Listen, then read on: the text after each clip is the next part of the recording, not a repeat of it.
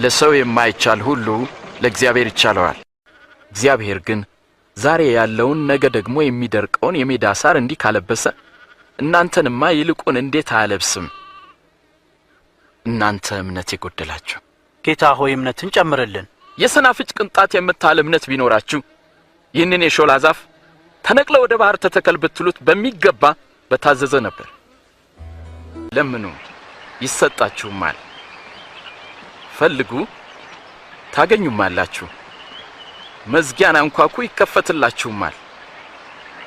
የሚለምን ሁሉ ይቀበላልና የሚፈልግ ደግሞ ያገኛል፣ መዝጊያንም ለሚያንኳኳ ሁሉ ይከፈትለታል።